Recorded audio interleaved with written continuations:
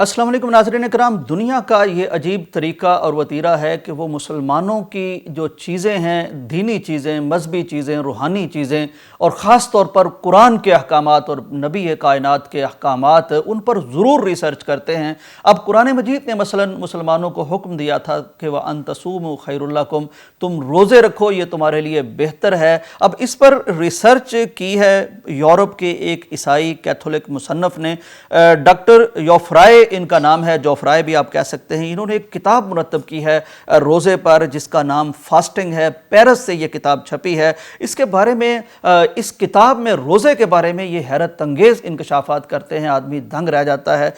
ये मसलन कहते हैं कि जब मैंने इस कायनात पर गौर किया तो मुझे महसूस हुआ कि रोज़ा सिर्फ इंसान ही नहीं रखते बल्कि हैवानात भी रखते हैं, नबातात भी रखते हैं। इन्होंने अपने इस दावे की दलील के तौर पर इस किताब में जो लिखा है, ये लिखते हैं कि रोज़ा दरख्तों और हैवानों में भी पाया जाता है, ऐसे वहशी जानवरों में भी पाया जाता है जो बिल्कुल फितरी हालत में रहते हैं। मसलन ये कहते हैं कि आप उन इलाकों पर गौर कीजिए जहाँ बेतहाशा बर्फ़बारी होती है और कम अज़ कम 6 माह तक ऐसे इलाके भी इस ज़मीन पर, रुए अर्ज़ पर मौजूद हैं जहाँ 6-6 माह तक बर्फ़ें जमी रहती हैं। ये कहते हैं कि उन इलाकों पर गौर करें कि वहाँ जो दरख्त होते हैं वो बर्फ़बारी में बिल्कुल दब जाते हैं और बर्फ़ उनको बिल्कुल यानी एक महसूर कर लेती है। अब उनको कहीं से खुराक नहीं मिलती, कहीं से हवा नहीं मिलती, कहीं से पानी नहीं मिलता, क्योंकि बर्फ़ तो बड़ी एक मनफी चीज़ हो जाती है और बड़ी जहरीली चीज़ हो जाती है। ऐसे में वो दरख्त 6-6 माह तक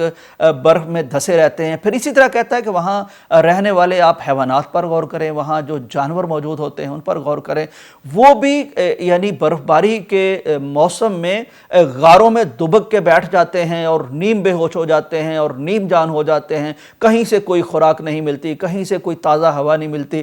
तो ऐसे में उनकी कैफियत क्या होती है। फिर आप सांपों को देख लीजिए, तो ये कहते हैं कि 6-6 माह तक ये हैवानात बर्फ़ में दबे रहते हैं, गारों में दबे रहते हैं, नीम बेहोश रहते हैं, दरख्त जो हैं वो नीम जान रहते हैं, सांप जो हैं वो नीम जान रहते हैं।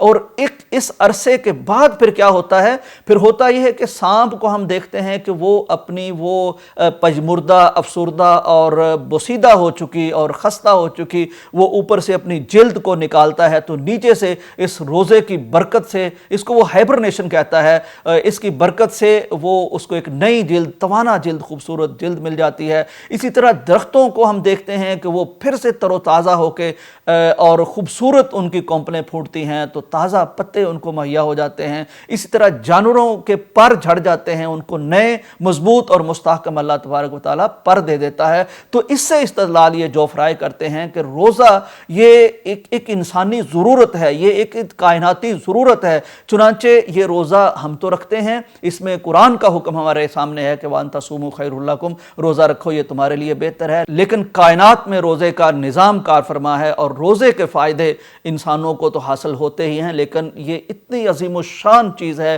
कि पूरी कायनात में रोज़े का निज़ाम कार फरमा है। तो उन दोस्तों से, उन भाइयों से जो रोज़े को तवील समझते हैं, कठिन समझते हैं, मुशक्क़त समझते हैं, एक मेहनत का काम समझते हैं, मैं दरख्वास्त करूँगा कि खुदा के लिए रोज़ा रखिए। हम बहुत ज़्यादा मुश्किलात का शिकार होते रहते हैं दुनिया के दीगर मामलात में, लेकिन ये एक ऐसा रूहानी मामला है जिसमें सवाब और अजर तो मिलता ही है, लेकिन हमारी बॉडी को एक बेहतरीन अल्लाह की तरफ से यानी फ़ायदा भी मिलता है। तो हमें रोज़ा ज़रूर रखना चाहिए। रोज़ा रखने वाले और रोज़ा ना रखने वाले अजर में और सेहत के एतबार से बराबर नहीं हो सकते।